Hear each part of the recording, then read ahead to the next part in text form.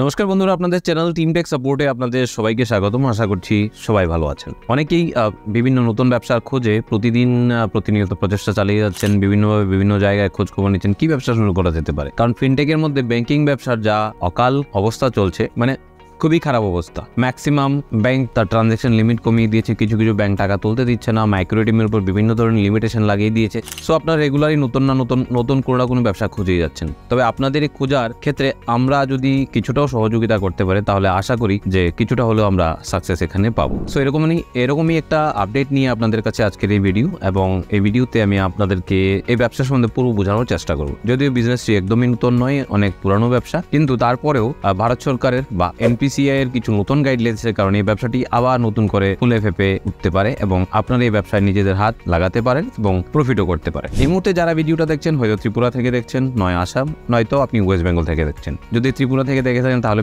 বিশেষ কোনো সুবিধা বা বিশেষ কোনো লাভ এখানে হবে না। তবে আসাম এবং ওয়েস্ট বেঙ্গল থেকে যদি ভিডিওটা দেখে থাকেন তাহলে বিভিন্ন সাইবার ক্যাফে সাথে যুক্ত রিটেলার, সিএসসির সাথে যুক্ত রিটেলার বা সিএসপির সাথে যুক্ত রিটেলাররা একটা ভালো কিছু প্ল্যান করতেই পারেন। বেসিক্যালি ভিডিও থাম্বনেল থেকে আপনারা বুঝতে পেরেছেন যে এক্স্যাক্টলি কিসের উপর এই আলোচনাটা। আমি ডিটেলসে বলি তাহলে আপনি বুঝতে পারবেন যে এক্স্যাক্টলি ফাস্ট্যাগের উপর নতুন করে কি ব্যবসা হতে পারে এবং ফাস্ট্যাগ থেকে আপনি কিভাবে আবার নতুন করে কামাতে পারেন। আপনারা সবাই জানেন যে টোল ট্যাক্স হয়, মানে রাস্তায় যে টোল লাগানো হয় সেই টোলে ভিড় কমানোর জন্যই এনপিসিআই আপনার ফাস্ট্যাগের ব্যবস্থাপনা করেছিল এবং অনেকটা সময় পেরিয়ে গেছে এবং ফাস্ট্যাগ ঠিকঠাক মতো রান ভারতবর্ষে কিন্তু করছে। কিন্তু দেখা গেছে তাতে অনেক বেশি ডিস্টারবেন্স মধ্যে হয়েছে এবং অনেক ক্রিটিক্যাল এরকম জিনিস দেখা গেছে যে তার উপর সরকারকে নজর দিতে হয়েছে, এনপিসিআই কে নজর দিতে হয়েছে। সো এনপিসিআই সমস্ত ফাস্ট্যাগ বানানো কোম্পানি, বিভিন্ন ব্যাংক, বেশিরভাগ 90% বা 95% ফাস্ট্যাগ ক্রিয়েটর কোম্পানিজ ব্যাংকরাই বেশিরভাগ ক্ষেত্রে ফাস্ট্যাগ বানাচ্ছে। সো এনপিসিআই ফাস্ট্যাগ বানানো সমস্ত কোম্পানিকে বলে দিয়েছে যে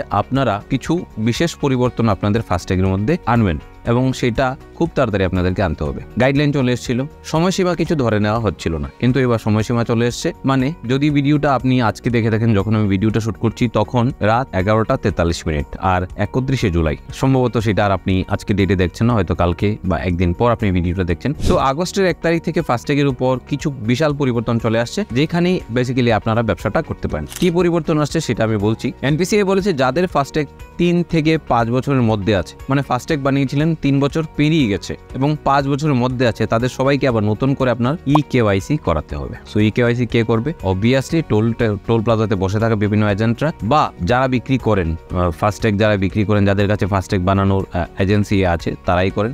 এবং বিভিন্ন কোম্পানি থেকে কিন্তু ফাস্ট্যাগ বানানোর আইডি প্রোভাইড করা হয়। বেসিক্যালি আমি এখানে কোনো কোম্পানির নাম বলছি না, আপনারা খুব তাড়াতাড়ি এরকম কিছু কোম্পানির নামও পেয়ে যাবেন যারা ফাস্ট্যাগের কেওয়াইসি করান, যারা ফাস্ট্যাগ বিক্রি করেন বা ফাস্ট্যাগের এজেন্সি দিয়ে থাকেন। পেটিএম এরকম অনেককে দিয়েছিল এবং বিভিন্ন কোম্পানি, বিভিন্ন ব্যাংক কিন্তু ফাস্ট্যাগের এজেন্সি দেয়। সো আপনারাও নিজের বুদ্ধি লাগিয়ে কোথা থেকে ফাস্ট্যাগের এজেন্সি নেওয়া যেতে পারে সে বুদ্ধিটা লাগিয়ে আপনারা সেটা নিতে পারেন। সেখানে ইকেওয়াইসির ক্ষেত্রে, প্রত্যেকটা ইকেওয়াইসির ক্ষেত্রে কিন্তু একটা চার্জেস থাকবে, একটা কমিশন এখানে প্রোভাইড করা থাকবে। এবার চার্জেস নাও থাকলে ইকেওয়াইসির জন্য কমিশন দেবে না এরকম তো হতেই পারে না। তো একবার ভেবে নিন, একবার গুগলে সার্চ করে নিন যে বেসিক্যালি সারা ভারতবর্ষে কতটা ফাস্ট্যাগ রয়েছে যার বয়স 3 বছরের বেশি। গুগল করলে সেম আপনি ওয়েস্ট বেঙ্গল যদি সার্চ করেন, ওয়েস্ট বেঙ্গলের ক্ষেত্রে মোটামুটি একটা আইডিয়া পেয়ে যাবেন সারা ওয়েস্ট বেঙ্গলে কত লক্ষ বা কত কোটি ফাস্ট্যাগ আছে যেগুলা কেওয়াইসির আওতায় পড়ে, মানে 1 আগস্ট থেকে 31 অক্টোবরের মধ্যে যেগুলোর কেওয়াইসি কমপ্লিট করতে হবে। দ্বিতীয়ত বলা হয়েছে যাদের ফাস্ট্যাগ 5 বছর হয়ে গেছে, এরকম প্রচুর লোক আছে। আমি প্রথমবার ফাস্ট্যাগ বানানো শুরু করেছিলাম সিএসসি থেকে, ইকুইটা স্মল ফিনান্স ব্যাংকে, যা মোটামুটি আমরা শুরু করছিলাম 2015 শেষের দিকে।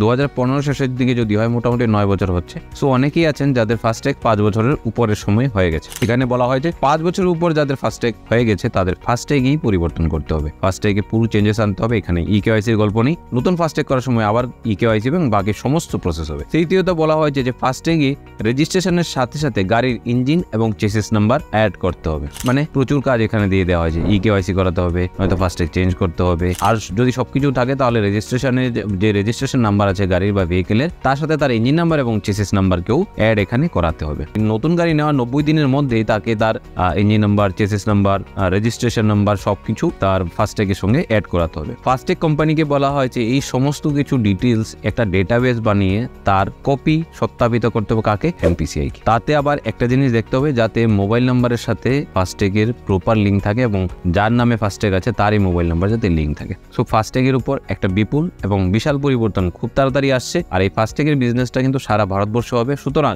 কোথায় কিভাবে ফাস্ট্যাগের এজেন্সি পাওয়া যেতে পারে সেদিকে একটু নজর দিন। আমরাও আমাদের তরফ থেকে as a team take support চেষ্টা করবো যে এরকম কিছু কানেক্টিভিটি বা এরকম কিছু কন্ট্যাক্ট আপনাদেরকে দেওয়া যায় কিনা। সো আজকের এই ভিডিওর মাধ্যমে আমি আপনাদেরকে ফাস্ট্যাগের উপরে বিজনেসটা বোঝানোর চেষ্টা করলাম এবং ফাস্ট্যাগের উপর সরকার বা যাই বলেন এনপিসিআই তার কি কি পরিবর্তন আনছে তার ডিটেলস আমি বললাম। ভিডিওটি কেমন লেগেছে অবশ্যই জানাতে ভুল করবেন না এবং পাশাপাশি বর্তমান ভিডিওগুলোর এডিটিং কোয়ালিটি আপনাদের কিরকম লাগছে সেটাও জানাতে ভুল করবেন না। চ্যানেলটিতে যদি নতুন হয়ে থাকেন তাহলে চ্যানেলটি সাবস্ক্রাইব করে নিন। ভিডিওটি ভালো লাগলে লাইক করুন এবং পাশে দেওয়া বেল আইকনটি প্রেস করে দিন সমস্ত ভিডিওগুলো সবার আগে দেখার জন্য এবং ভিডিওটি শেষ পর্যন্ত আমার সাথে বসে দেখার জন্য অসংখ্য ধন্যবাদ। জয় হিন্দ, জয় ভারত।